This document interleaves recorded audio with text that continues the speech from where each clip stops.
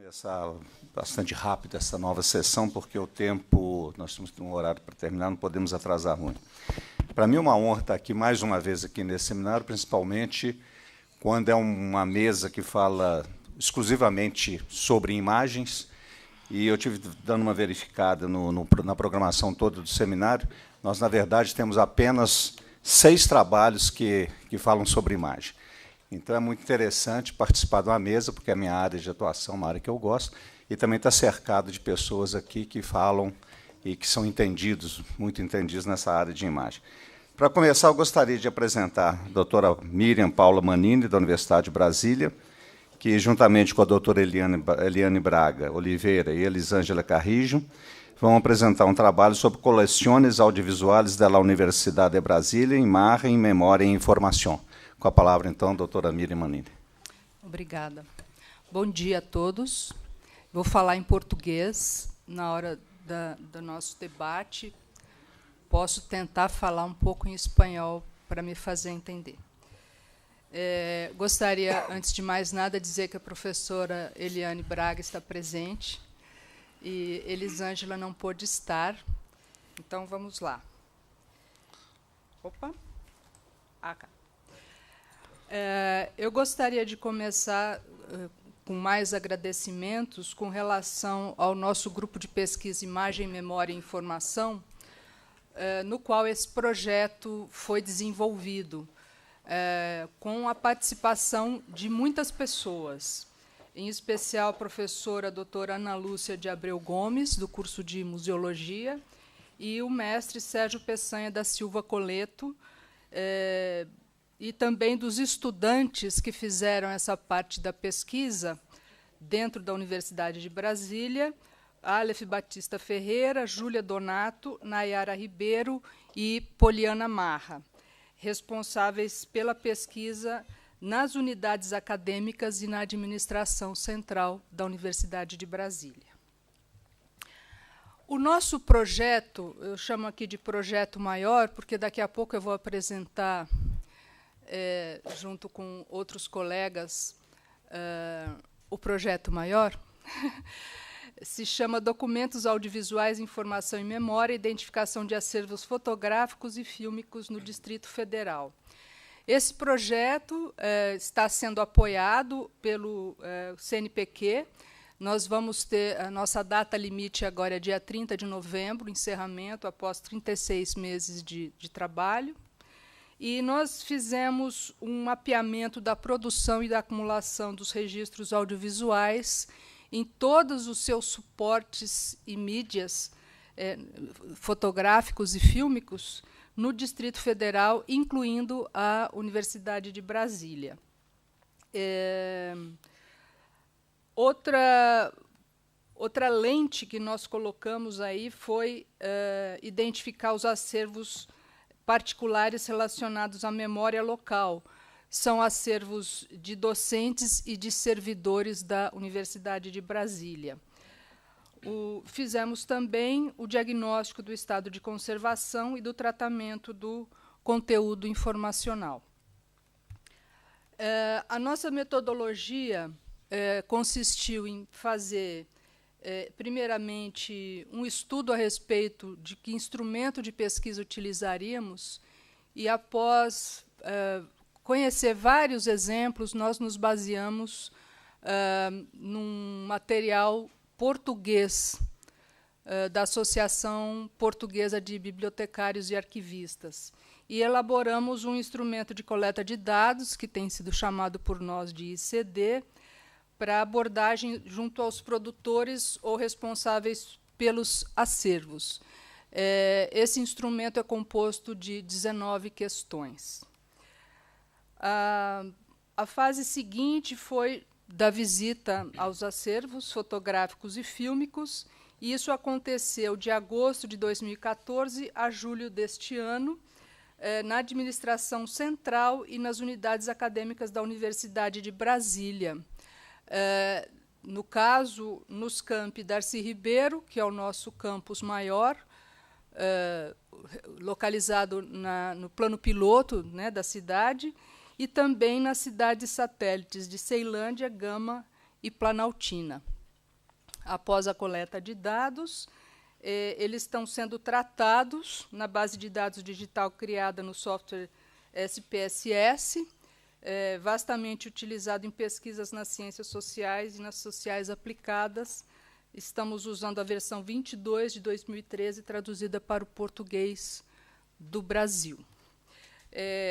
Os resultados que a gente está apresentando aqui hoje são referentes à pesquisa finalizada, iniciada em 2014 e finalizada em 2015. Nós já temos os dados coletados 2015 e 2016, mas eles não estão ainda incluídos nesses resultados. Então, são resultados parciais. O relato geral, infelizmente, a pesquisa científica confirmou o que o senso comum já suspeitava. O desconhecimento dos profissionais entrevistados com relação aos seus acervos, a dificuldade em saber como tratar esses acervos, tanto em termos do suporte como em termos do conteúdo informacional, e a inexistência de políticas públicas que direcionem e amparem a gestão documental audiovisual. Infelizmente, também não é prerrogativa dos audiovisuais, mas no Brasil não existe uma política nacional de preservação. Não há quem seguir, né? Quando a gente não tem uma diretriz, as coisas se complicam um pouco. Os dados indicam carência de equipamentos, de climatização e monitoração ambiental, de planos de migração de suportes, de profissionais qualificados e de tratamento adequado das informações. Nos campi mais jovens, que o Darcy Ribeiro, o campus é de 1962, é possível encontrar problemas antigos, descontrole na produção e reprodução das mídias digitais, descentralização de documentos, falta de qualificação profissional para lidar com o acervo audiovisual, inadequada preservação desses materiais e ausência de política de gestão desses documentos. Trouxe aqui exemplos, esse referente aos campi de Gama, Planaltina e Ceilândia. Nessa pergunta, é a questão número 2. A unidade tem responsabilidade legal de custódia e preservação de materiais audiovisuais? 100% não. O resultado da questão 5, também ainda falando dos novos campi. Existem políticas, instruções ou normas para a gestão do acervo? Temos aí 33% sim, 66%, quase 67% não.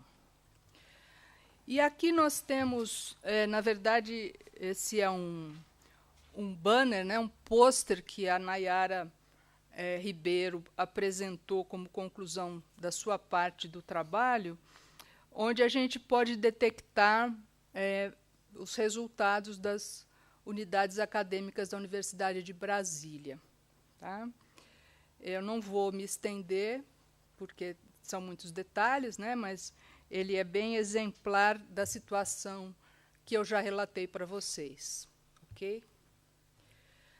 Bom, estes e outros dados eles estão sendo reunidos e vão ser somados aos resultados realizados pelo mesmo projeto nas administrações direta e indireta do governo federal do Brasil e do governo do Distrito Federal, né, Brasília.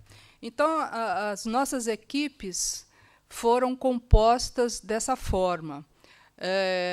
Somos 4 orientadoras e 7 orientandos que trabalharam em planos de trabalho que contemplavam a UNB, como foi apresentado, e também o governo federal e o governo do Distrito Federal.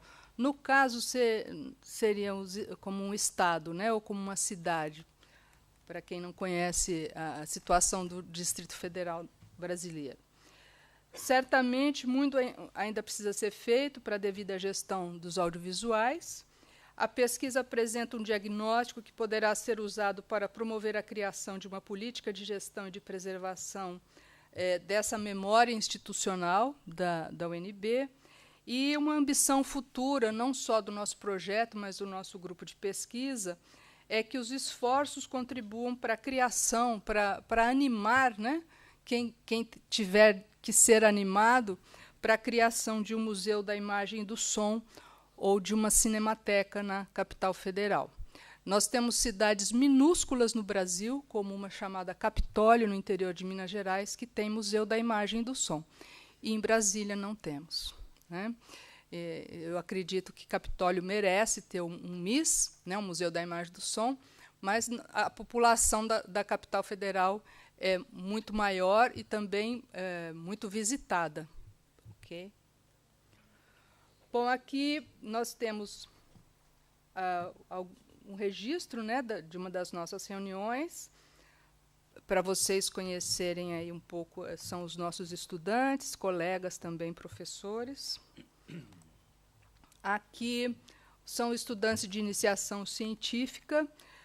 O Bruno e o Aleph foram orientados pela professora Eliane, que está aqui presente, e a Nayara foi orientada pela Elisângela.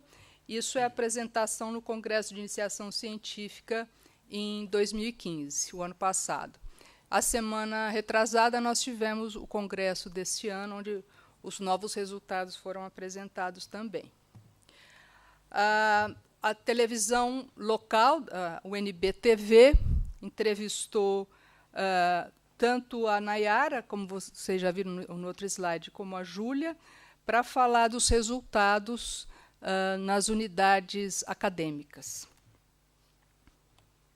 E aqui estão as nossas referências. Muito grata pela atenção. Estão aí os nossos contatos. Obrigada.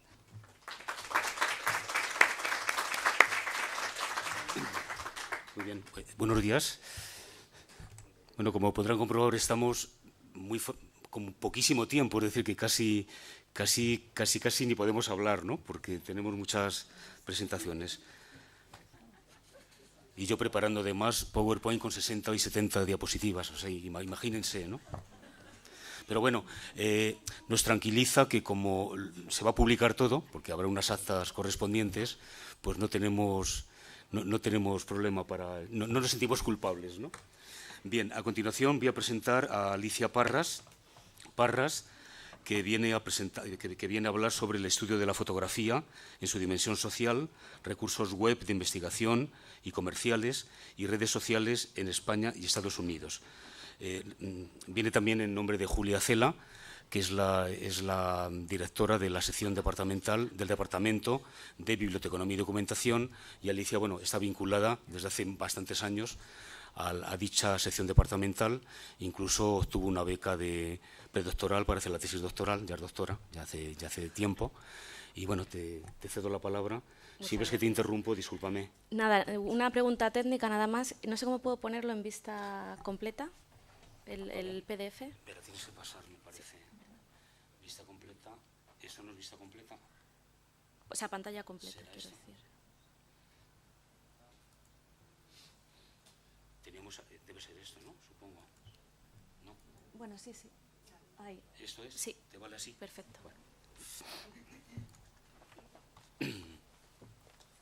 Bueno, en primer lugar, quería dar las gracias a la Facultad de Ciencias de la Documentación y también a los organizadores de este seminario hispano-brasileño por darme la oportunidad de venir hoy aquí a contaros un poquito parte de una investigación que viene de mi tesis doctoral, la cual también me dirigió la profesora Julia Rodríguez Cela, y un poco lo que estamos trabajando en este momento.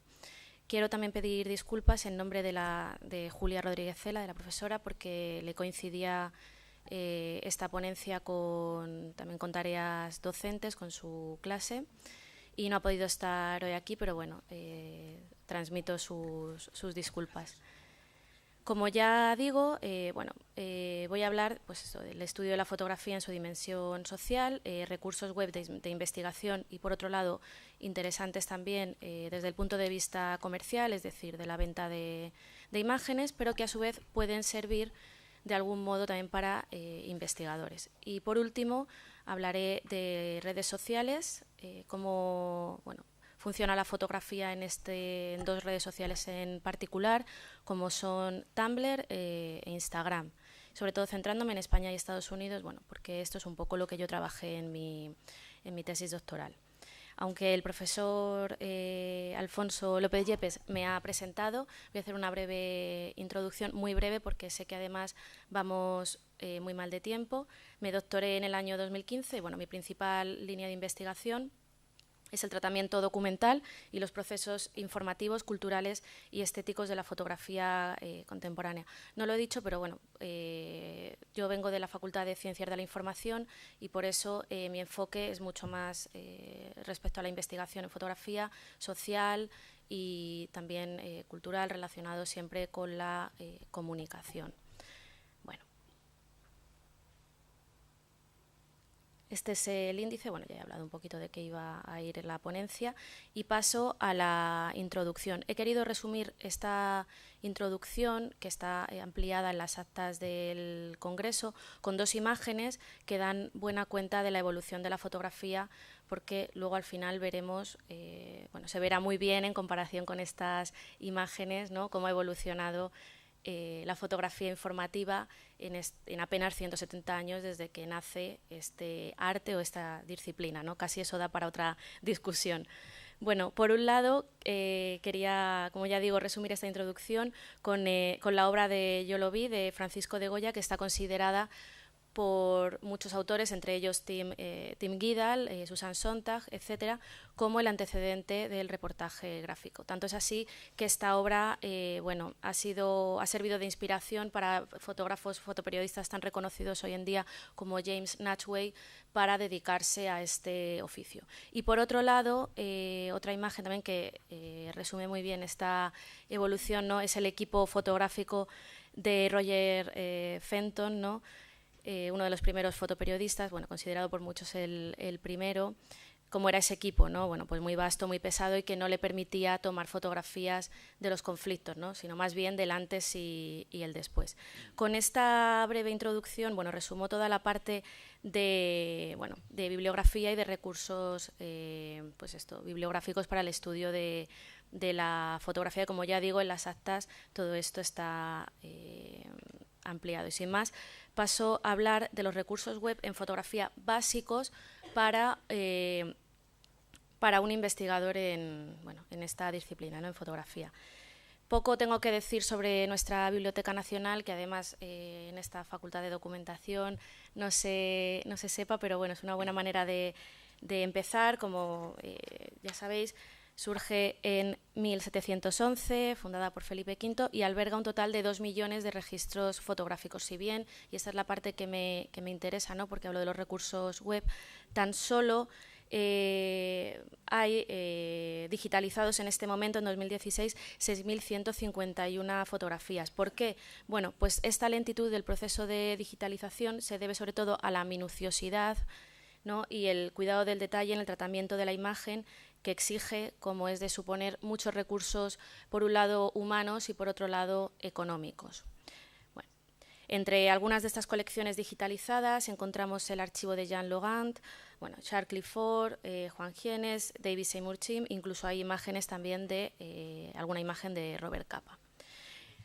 Bueno, en comparación con la Biblioteca Nacional de España, siempre me gusta hablar de la Library of Congress, que es fundada algunos años más tarde, en 1800, y en un principio tan solo albergaba 700 volúmenes, ¿no?, entre mapas y algunos libros, ¿no?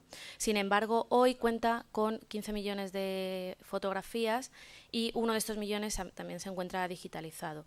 Es completamente necesario el acceso a esta web, sobre todo para los investigadores de fotografía documental, porque aquí se contienen los episodios más famosos, ¿no?, aunque un poco desde un punto de vista occidentalista, ¿no?, para la investigación en fotografía. Por ejemplo, tenemos el Child Labour Committee, que está formado por 5.000 fotografías tomadas por el padre de la fotografía documental, Louis Hine, la colección de la Farm Security Administration, etcétera. Me podría detener aquí a hablar de todas las colecciones que alberga, pero me interesa ir más a los últimos puntos sobre redes sociales y demás, y esto creo que ya lo conocemos.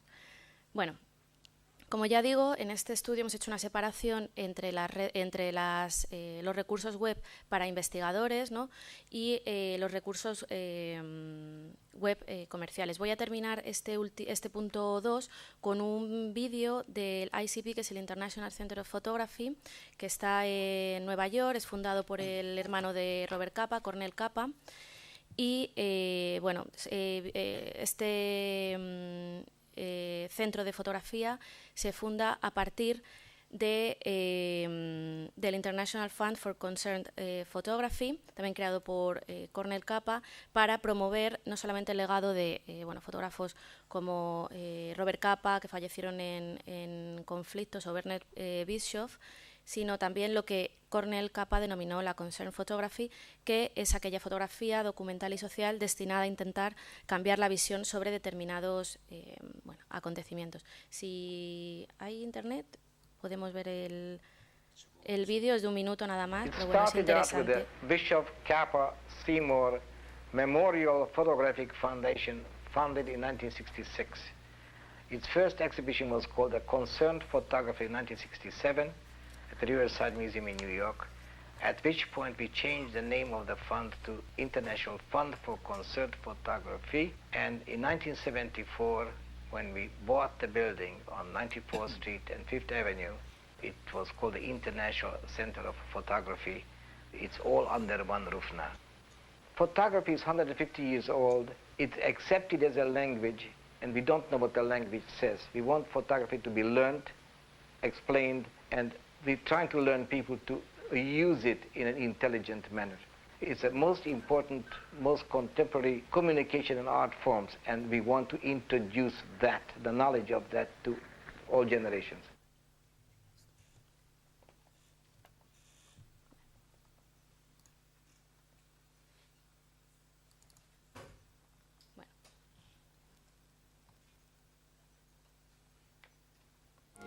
Paso... Ay, ¿qué es esto? Ya.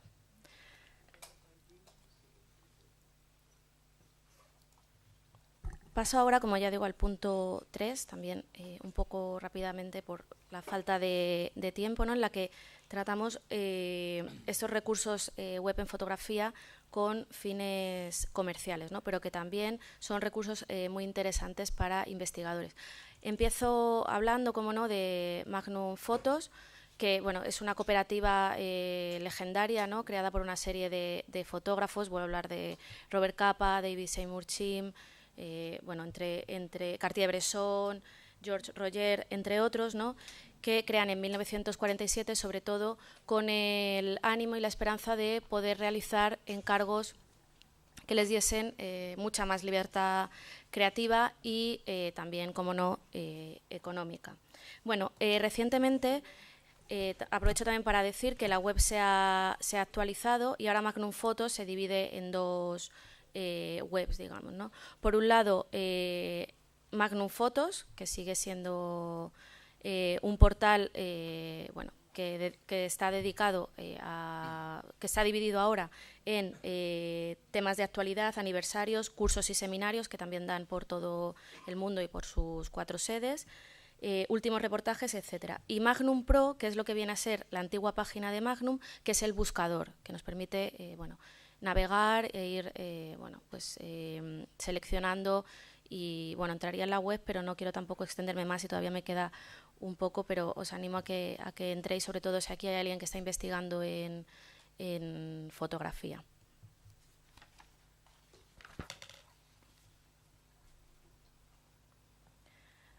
Otro de los recursos web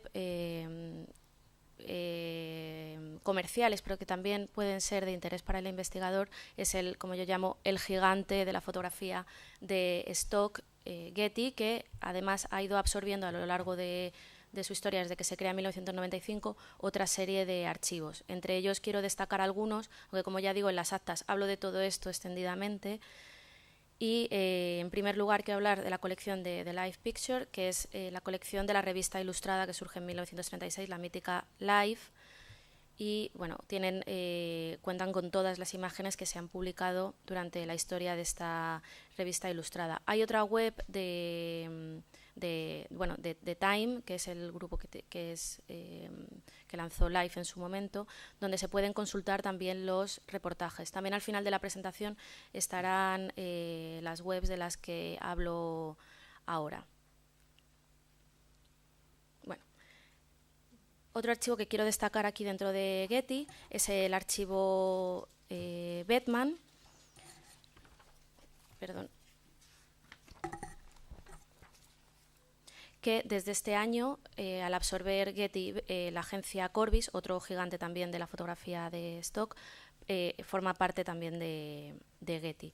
Bueno, el archivo Bettman se llama así en honor, claro, está su creador, Otto Bettman, alemán de nacimiento, con una vida también bastante peculiar, ya que empezó a coleccionar imágenes mientras trabajaba como conservador de libros raros. Con el auge del nazismo, en 1935 emigra a Estados Unidos, llevando nada más que 2 baúles enormes llenos de fotografía. Él asimismo se denominó el creador o el inventor del negocio de los archivos gráficos. Y bueno, allí llegó en Estados Unidos en un momento en el que se estaba viviendo la época dorada del fotoperiodismo, de las revistas ilustradas. Fijaos que Life nace solamente un año después, en el 36, y bueno, por decirlo así de una manera rápida, se forró con el invento de los archivos gráficos, ¿no? Bueno, tras una serie de fusiones con el archivo del United Press International y bueno, otra serie de 3 y 4 fusiones más, en el 95 es comprado por Bill Gates, fundador de Corbis, y hoy es parte de Getty. ¿Qué podemos encontrar? Bueno, pues podemos encontrar prácticamente todo tipo de imágenes, ¿no? Desde aquellas que ilustraban esos libros raros que Bettman conservaba, hasta imágenes que dan cuenta de prácticamente todo el siglo XX porque vienen de ese archivo de United Press International. Bueno, y paso ya a la última parte, que es las redes sociales como bancos de imágenes, que es precisamente lo que estoy trabajando ahora con la profesora Julia Cela, ¿no? Y ver cómo funcionan estas redes sociales, bien como archivos o bien como parte de actualidad. En este sentido, voy a hablar primero de Tumblr, que es la parte que tiene más parte, digamos, de archivo, ¿no? Como red social. Y bueno, he elegido este Tumblr de una de mis fotógrafas favorita, la jovencísima Petra Collins, que bueno, es una fotógrafa que ha conseguido aunar por un lado la moda con una parte más de fotografía documental. Ha publicado en todas las revistas de moda, desde Purple, Vogue, ID, Dazed and Confused, etcétera.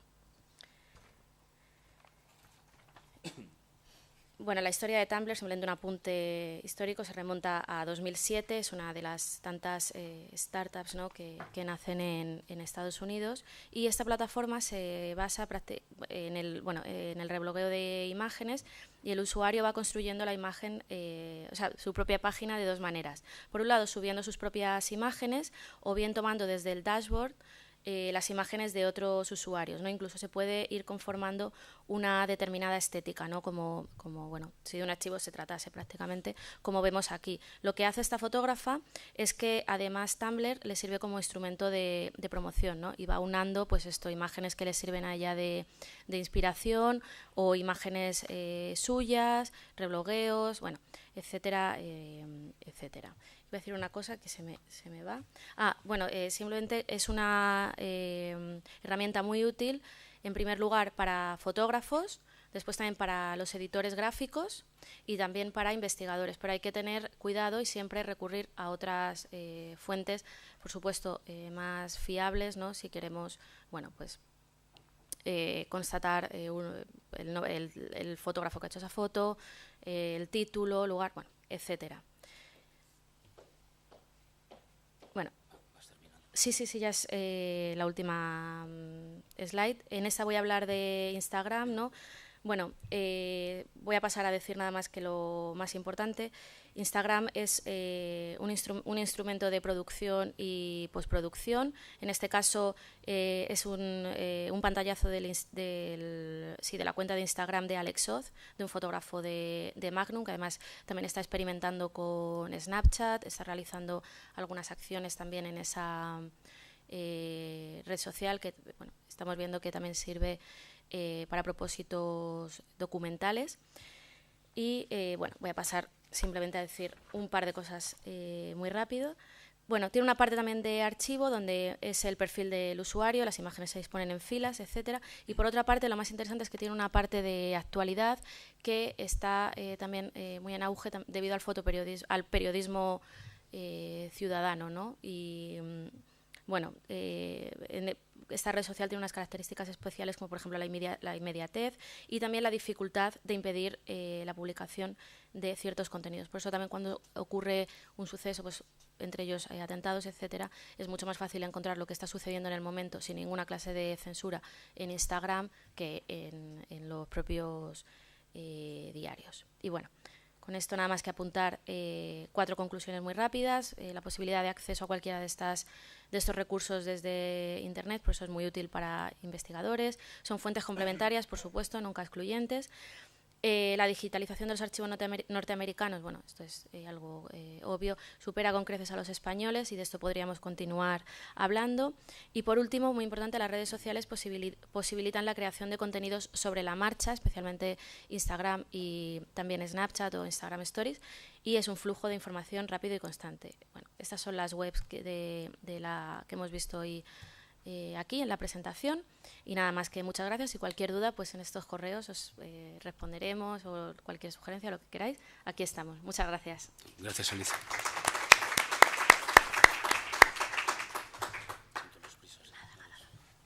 Lamentavelmente o tempo corre, então nós temos que correr aqui também um pouquinho. O próximo trabalho não será, organização representação dos documentos audiovisuais, novos enfoques interdisciplinares. Ele é da Daniela Lucas, da Universidade Federal do Espírito Santo, mas como ela não pôde vir, a doutora Mary Nádia Marques Gerlin vai fazer a apresentação.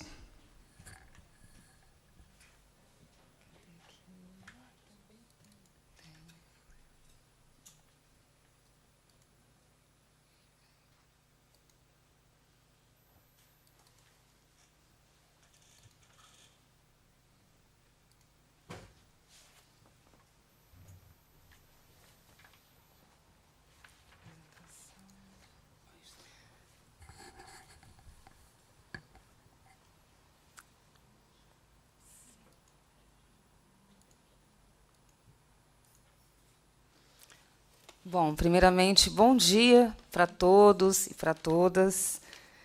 Conforme já foi explicado, eu não sou a Daniela, né, eu sou a Mary Nádia, e vou apresentar para ela o trabalho Organização e Representação de Documentos Audiovisuais, Novas Abordagens Interdisciplinares.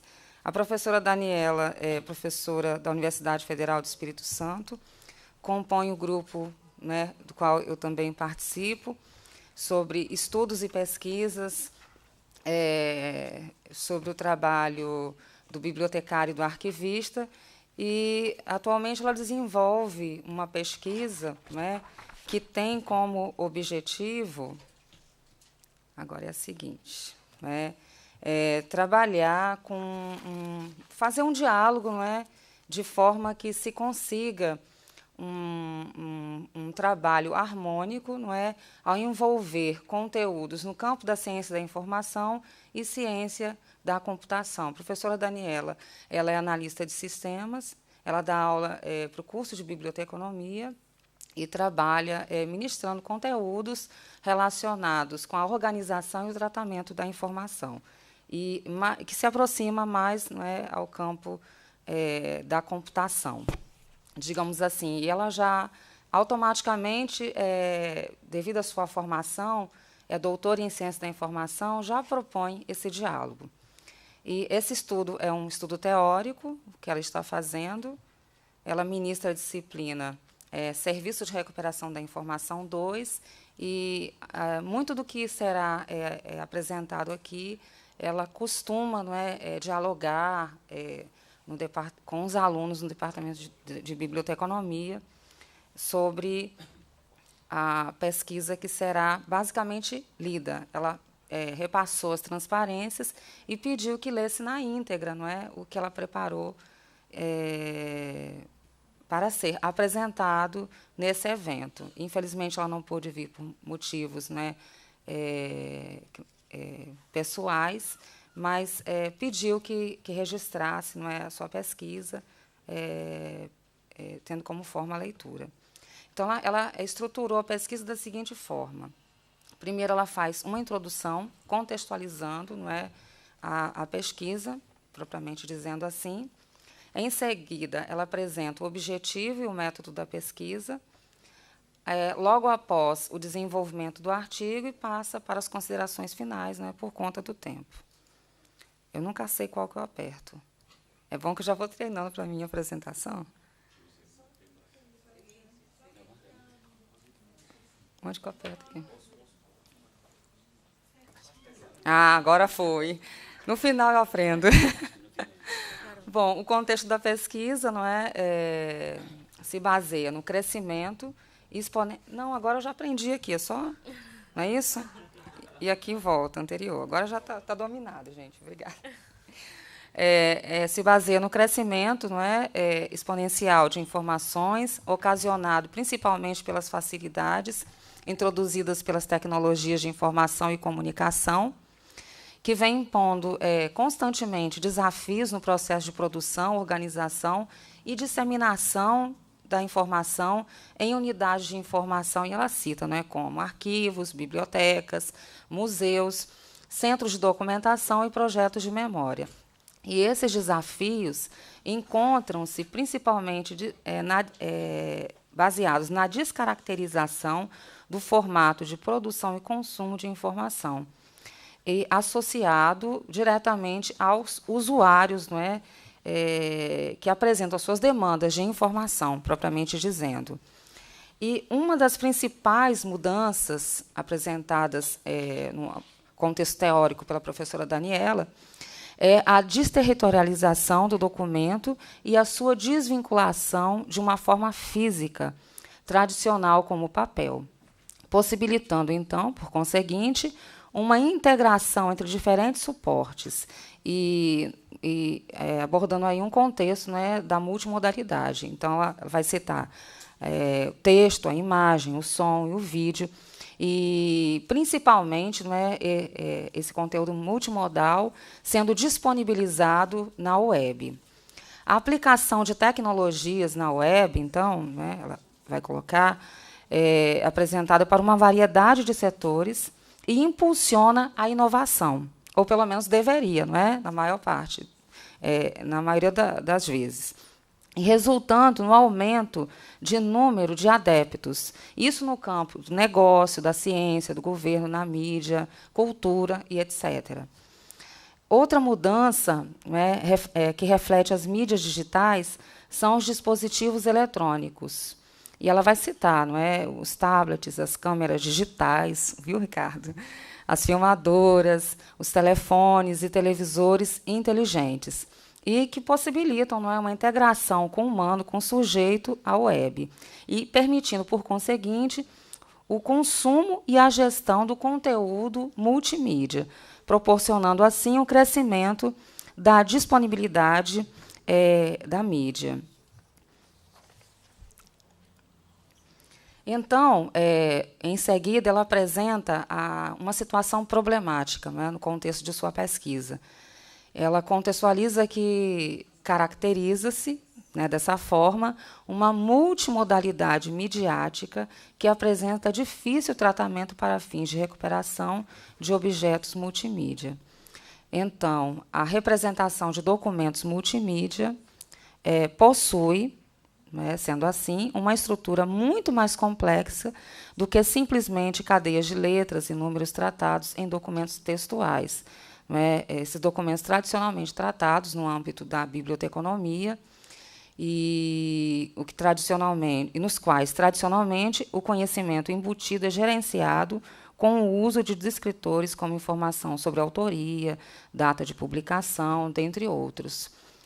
Então, logo em seguida, depois de apresentar esse contexto, de uma necessidade de tratamento específico para a informação multimídia, ela contextualiza a estrutura audiovisual, especificamente lida com relações espaciais entre elementos de interesse dentro do conteúdo da mídia, com relações temporais na ocorrência de eventos dentro de um período de tempo, com atributos técnicos de nível baixo de conteúdos, sendo cores, texturas, timbres de som, descrição de melodia, e com características semânticas de nível alto, como, por exemplo, classificação de gênero ou representação de informação sobre pessoas retratadas na mídia. Desse modo, torna-se necessário o emprego de métodos e técnicas eficazes para a organização de documentos desta natureza. E ela vai citar também no contexto do artigo, vai exemplificar no contexto da biblioteca digital, né, que trabalha hoje com esse conteúdo tradicionalmente já discutido no contexto da biblioteconomia, conteúdo textual, e que é disponibilizado, por conseguinte, para os usuários na web, e também trabalha com esse contexto multimodal, e com uma dinâmica muito mais urgente, do que em tempos atrás.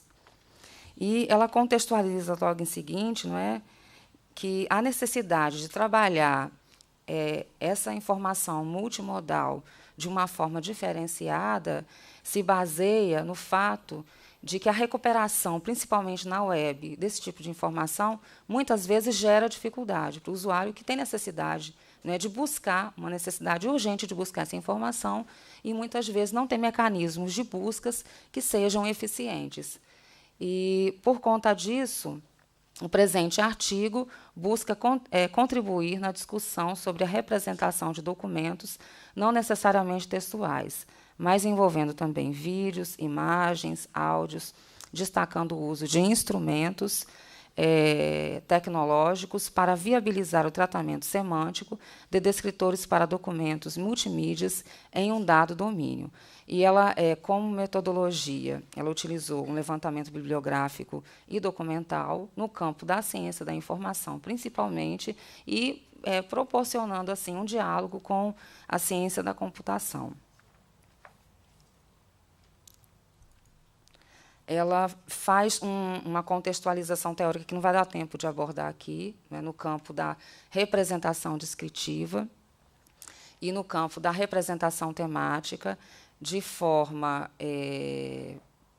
a contextualizar que as ferramentas que nós temos ao nosso dispor, para representar fisicamente e com campos de assunto essa informação multimídia, é ineficiente, e, dessa forma, ela propõe um diálogo com a ciência da computação. Eu não vou me alongar, porque eu já estou vendo aqui que não vai dar tempo.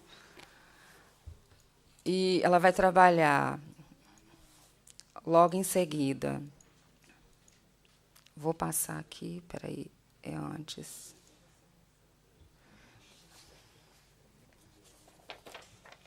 Ela vai apresentar estratégias inteligentes no campo da ciência da computação, dialogando com a representação temática, com a teoria no campo da representação temática e no campo da representação descritiva. Ela também apresenta linguagens de programação para desenvolvimento de ontologias, de forma que torne mais eficiente a busca e a recuperação da informação multimídia em sistemas de recuperação da informação, bibliotecas digitais, e em outros tipos de sistema de recuperação da informação, e citando como exemplo a própria web, que não tem essa informação organizada de forma a disponibilizar de forma eficaz, eficiente, essa informação para o usuário. E ela vai apresentar sujeitos, instituições, W3C, MPEG-7, vai discutir a questão da web semântica e outras questões mais. No campo da ontologia, ela também faz uma discussão muito legal. E, espera aí, a seguinte.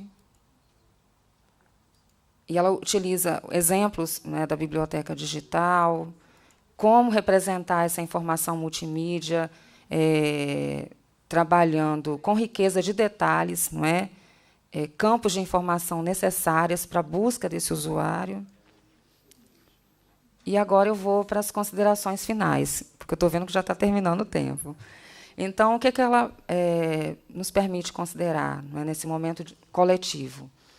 Que a apresentação e elucidação de princípios e modelos, processos, instrumentos e produtos da organização e representação da informação e do conhecimento mostram a importância histórica de disciplinas fundadoras, como a representação descritiva e temáticas, oriundas da biblioteconomia, bem como tecnológicas, no âmbito da ciência da computação, no processo evolutivo de técnicas de tratamento da informação, como são os casos dos padrões de metadados e ontologias.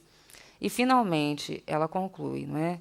Tais abordagens interdisciplinares promovem mudanças significativas nos modelos de organização e representação do conhecimento no espaço digital, no que tange a propostas de melhorar os sistemas de busca, de navegação e de recuperação dessa informação por meio da agregação de camadas semânticas aos recursos na web, de forma a obter resultados relevantes para os usuários. E agora eu acho que talvez um dado, talvez não, acho, com certeza um dado super importante, que convém expor aqui,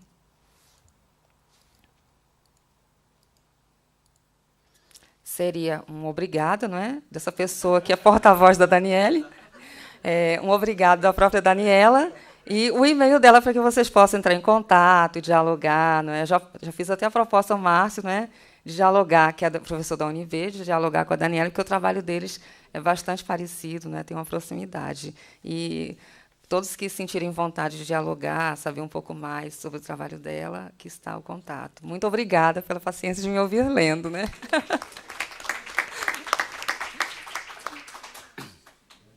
Bueno, ahora me toca a mí, ¿no?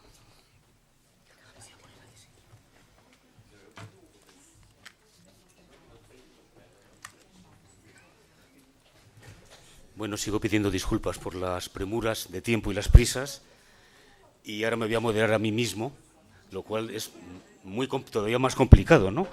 Porque habitualmente preparo todo con muchísima información y es difícil evitar el ruido informativo y todo ese flujo que hay de información en todos los sentidos, ¿no?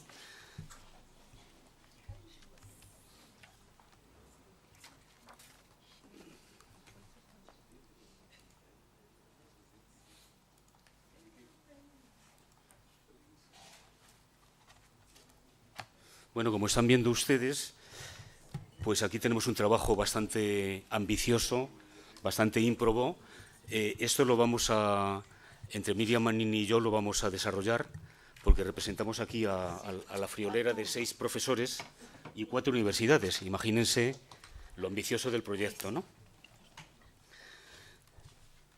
Entonces, bueno, la idea es, bueno, creo que interesante, me permito decir, porque estamos en la sociedad del aprendizaje, sociedad red, sociedad de todo, ¿no? Es totalmente todo tecnológico, ¿no? Fíjense que se está transmitiendo esto por Internet en tiempo real, lo cual me parece que ya es inevitable en los días en los que vivimos, porque además eso nos sirve de archivo y de memoria histórica.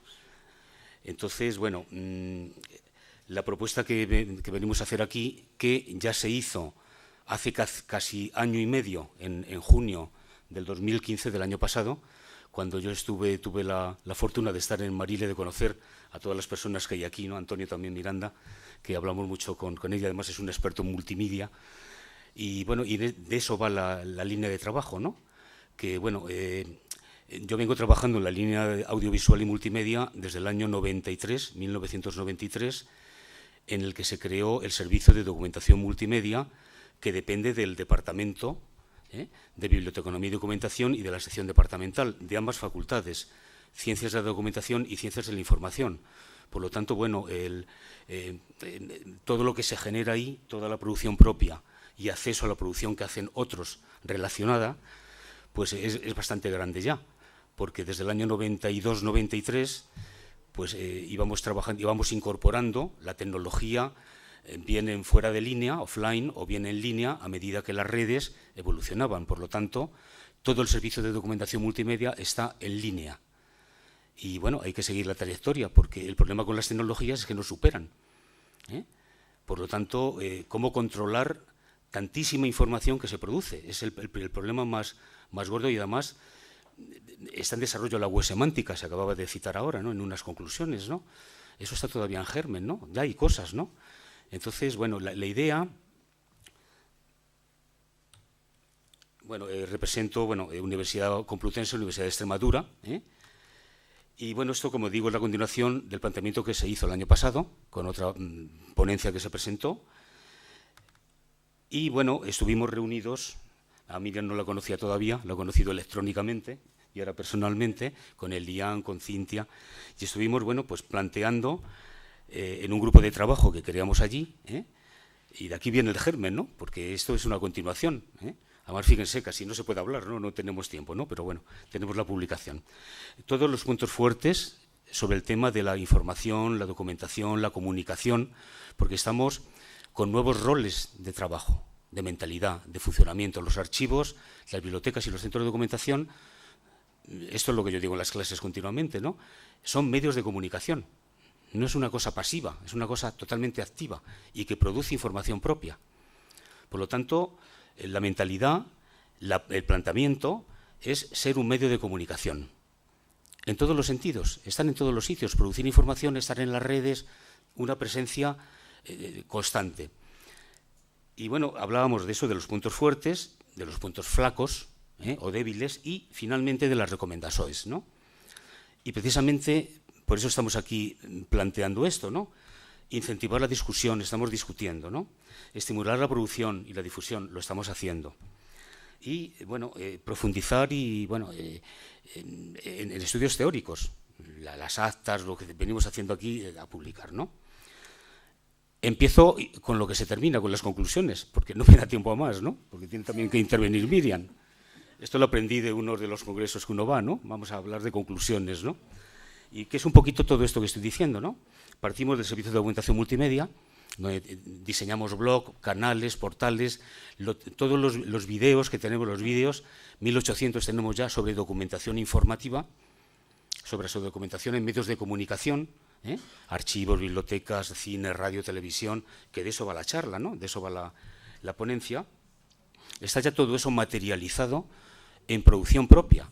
Los EPRIN, tenemos muchos documentos de trabajo donde todos los viajes que yo afortunadamente voy haciendo, todo eso que se va grabando, yo voy grabando todo y fotografiándolo, todo eso posteriormente se edita, se monta y se sube en forma de print o en forma de portal o en forma de canal, en YouTube.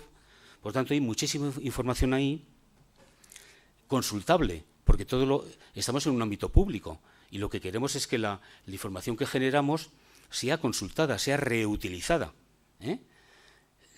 Por eso hay que subir todo y dejarlo al alcance de millones de usuarios. Bien, esa es la idea, ¿no? Entonces, también la idea es, ¿por qué no compartimos lo que hacemos nosotros en España y lo que se hace en Brasil? Porque como estamos viendo, sobre todo en esta mesa, que todo es audiovisual, estamos trabajando en la misma línea, generando no el mismo conocimiento, pero la dinámica es la misma. Hay documentos audiovisuales brasileños o brasileiros o brasileros, y también hay documentos audiovisuales españoles. Y estamos en un seminario, que es el 5º, hispano-brasileño. Entonces, la propuesta, que ya tengo que terminar, la propuesta es no proponer la recuperación, preservación, conservación, sino desde el punto de vista, al menos del servicio de documentación multimedia, que es un ámbito informativo, porque venimos de la Facultad de Ciencias de la Información, no de una biblioteca ni de un archivo, de un ámbito puramente informativo, de prensa. Por lo tanto, lo que proponemos es crear o establecer un servicio de información digital o virtual, de lo que veníamos hablando. La idea es mucho más ambiciosa, y se decía ayer en la inauguración, una red de bibliotecas, una red iberoamericana de biblioteca. mi idea es biblioteca como medio de comunicación. Por lo tanto, ahí entran también los centros de documentación. El archivero, el archivista, el bibliotecólogo, el documentalista, estamos mucho más unidos que nunca, colaborando, distribuyendo conocimiento, compartiéndolo. Decimos eso todos, vayamos donde vayamos, ¿no? Y tenemos la red a nuestro servicio. Por tanto, lo que se decía ayer, en lo cual venimos trabajando, cada uno en sus lugares de origen y de docencia y de investigación, es interrelacionar todo en forma de red, interconectar a través de la red, trabajando sistematizadamente, pertinentemente, que es complicado, es difícil. Entonces, al menos desde el servicio de documentación, servicio de información digital, estableciendo enlaces. Por ejemplo, cosas de este tipo. Novo cine brasileiro, que se está desarrollando en Madrid ahora mismo. Bueno, pues fui el otro día con la cámara, grabé, hablé con los... Está ya subido a Internet. Jornadas Fotodoc, que se han celebrado la semana pasada. Igual, grabando, fotografiando y subiendo en Internet. Seminario hispano-brasileño, en el que estamos. Ya está subido en uno de nuestros portales, en Bibliored. Yo estuve aquí ayer grabando, ya sé que tenemos todo en UCM, en el streaming. Pues yo estuve ayer fotografiando y grabando, ya está subido en un portal hablando de la inauguración de este evento tan importante para nosotros y, bueno, y para quien queramos que sea importante, porque el problema también es difundir. O sea, es importante producir, pero si no se da a conocer, y si no se restringe todo ese ruido informativo, esa dispersión que hay, pues la información no llega. Y nosotros somos especialistas en pertinencia y en clasificación y en web semántica. O sea que tenemos mucho trabajo y por hacer. Conjunto. O sea que yo propongo ahora que sea conjunto, hispano-brasileño. Con un proyecto de investigación. Nosotros ya tenemos un equipo para trabajar. Y ustedes también. Por lo tanto, habrá que reunirse, pienso. Bueno, es mi propuesta, ¿no? Si es posible o no. Y conseguir financiamiento. Pues claro, si trabajamos en grupos de 6 personas, equipos de trabajo, hay que financiar de alguna manera ese trabajo, ¿no? Bueno, también en la Universidad Federal de Bahía, que también hay otro de los coautores, que no está aquí, pero espero que en diferido, bueno, o en tiempo real, lo pueda estar viendo. También se está trabajando mucho en la pesquisa en el Legatum, ¿no? Se están haciendo muchas cosas también, ¿no? Novo cine, termino, Fotodoc, Bibliored, lo que les acabo de comentar. Aquí además hay una sección de Iberoamérica, y también estamos en Claxo, que es otro ámbito iberoamericano de compartición de conocimiento, con una biblioteca digital en la línea de lo que se decía ayer. Es decir, que hay cosas hechas, pero dispersas. Creo que la tarea nuestra es integrar, congregar, canalizar, y en eso hay que trabajar mucho. La inauguración de ayer ya está ahí, ya como ven.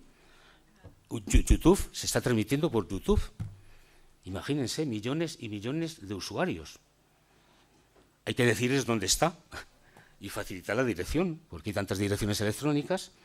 El grupo de ustedes, o de vosotros, el DIMI, el seminario abierto, que además yo lo he seguido también a través de Internet, ¿no? Miriam Manini, aquí protagonista también, bueno, a través de la videoconferencia, claro. Todo esto hay que difundirlo, porque a veces uno se entera casualmente de que se está, pero hay que informar sobre ello, ¿no?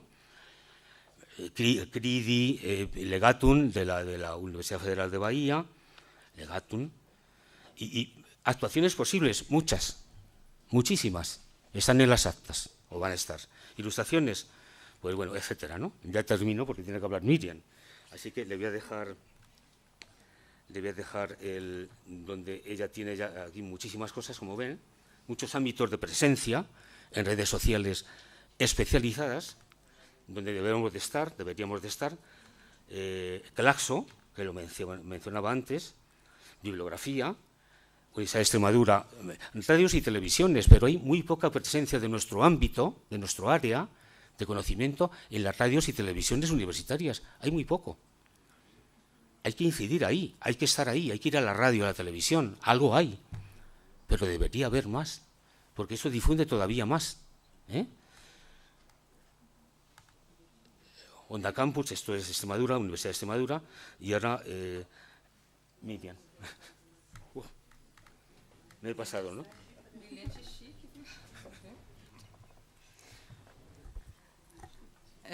Bom, nos quedan 10 minutos aproximadamente. Vou tentar sanar o nosso problema de tempo, quebrando um pouco o protocolo dos slides, para falar sobre, primeiro, o nosso projeto. Na verdade, é que eu já falei, né, da parte de pesquisa dentro da Universidade de Brasília, e que deveria estar aqui, mas eu já tinha feito aquele trabalho, né, com a Eliane e com a Elisângela, já tinha submetido, e quando nós resolvemos apresentar esse, eu falei, bom, vamos colocar, então, o projeto como um todo, nesse trabalho que o Alfonso capitaneou, não é? E aqui estamos, né, Eliane, eu e Cíntia, que também está presente, para dizer também que todas essas questões que o Alfonso levantou, relacionadas à imagem e à memória, nos interessam muito de perto. Somos todas do grupo Imagem, Memória e Informação, inclusive a professora Dulce, também presente, também é membro do grupo. Então, assim, o que a gente tem aqui, vocês podem perceber, é basicamente o que eu já falei, só que aqui de uma forma mais ampliada, dizendo não só do levantamento feito dentro da Universidade de Brasília, mas na cidade de Brasília. E nós estamos com a perspectiva de partir para cidades satélites agora. Então, nós temos aí, como pesquisadores desse grande projeto, Ana Lúcia, Cíntia, Eliane, Elisângela, eu e Sérgio. Queria destacar a presença da professora Cíntia no momento em que a gente fez um plano de atividade complementar dentro do Arquivo Central da UNB, com 5 estudantes de arquivologia, em especial, para fazer o levantamento dos audiovisuais. Como nós estamos atuando da maneira como for possível dentro da UNB, que é o nosso âmbito de atuação, onde nós estamos todos os dias. Nós tivemos 14 estudantes de iniciação científica nos 2 últimos anos, 10 estudantes que fizeram seus trabalhos de conclusão de curso de graduação com temática voltada para o projeto, seja de maneira específica, seja de maneira mais geral, e 18 estudantes de graduação envolvidos em planos de atividade complementar. Nós temos aí a metodologia bem parecida com o que nós apresentamos anteriormente. Acho que o único dado diferente aí é que já está quantificada a quantidade de acervos, né? Visitamos 59 acervos fotográficos e fílmicos, e temos aqui resultados parciais com relação aos acervos particulares e institucionais, tão desanimadores, né, quanto os outros resultados, mas que servirão para nós como alavanca, como eu já disse anteriormente, para tentarmos incentivar a criação de um espaço na cidade de Brasília para a preservação fotográfica e fílmica, tanto dos seus suportes materiais quanto do seu tratamento informacional. Aqui a gente tem um exemplo, né, parecido com aquele que a gente já viu. Como você descreveria o estado atual de conservação do acervo de filmes em película de cinema no seu acervo? Então, porque eu acho que o mais destacável aí é metade dos respondentes não saber ou não responder, não é? Fora o resto, né? Aqui temos algumas referências, tá? E, de novo, nosso agradecimento, os nossos endereços. E aí eu já vou partir aqui para a apresentação que me cabe fazer, né, representando o Rubens. Eu não sabia que estávamos online para o mundo. Se soubesse, teria avisado minha mamãe, que adora me acompanhar, né? Ela gosta, é uma pena. Mas, Rubens, depois você me puxa a orelha, vamos lá. Ele esteve conosco nesse evento do Grupo de Pesquisa Imagem, Memória e Informação, e apresentando esse grupo de estudo sobre cultura, representação e informações digitais, o CRID, que certamente a gente pode perceber que é um grupo de pesquisa irmão do Imagem, Memória e Informação, assim como esse projeto que o Rubens apresenta. Com o diferencial que o Rubens já atacou os acervos bem contemporâneos, né, os digitais. Tá? Eu vou aqui pedir licença a vocês para ir aqui nos slides que são mais fáceis da gente, inclusive, ler, né, mas que são muito interessantes. Se algum funcionário já participou de um curso sobre tratamento de acervos de imagens em movimento. Então, sim, há mais de um ano, sim, há menos de um ano, e não, mais de 60%. Está batendo, né, um pouco os resultados. Né? A instituição dispõe de um plano de desastres para documentação audiovisual analógica? Não 70%, né, não sei informar, e sim, né, bem reduzido. A gente tem aí um slide que... Sim, mas tudo bem. Eu vou partir... Tem aqui o Legatum, que eu acredito que seja um dos maiores resultados dessa pesquisa do Rubens e do CRID, que está ainda, né, em desenvolvimento e em alimentação. Ok? O que mais podemos fazer? Assim como o Alfonso, o Rubens é cheio de disposição, né? Esperamos retribuir, não é, meninas do IME, a essa disposição toda. Ok? Aqui os países que participam do SOIMA, e aqui, finalmente, o e-mail do CRID e os endereços do CRID e do Legatum na web. Muito obrigada.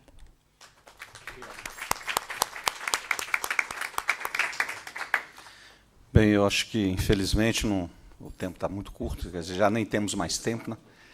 Não, acho que se abrir agora, porque a gente já está com meia hora de atraso. Eu acho que nenhum dos conferencistas, dos participantes, vão se negar depois a responder perguntas por e-mail, porque senão vai entrar um dominó aqui, a gente vai acabar já quase uma hora de atraso. Eu gostaria de agradecer a presença da Miriam, do Alfonso, da Alicia e da Mary, representando a Daniela, e agradecer a presença de vocês todos aí.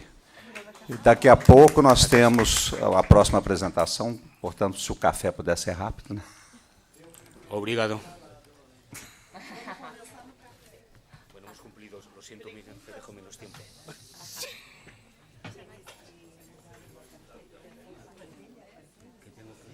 Pantalla. Pantalla, que tengo que... Parabéns. Ah, que es de Brasilia. Ah, pues eso es grave. Pregunta. Universidad. Ainda minúscula. ¿Qué es? É uma pena, né? De Brasilia, no nacional. Antonio, ¿qué tal? Igualmente. Ayer no te pude saludar.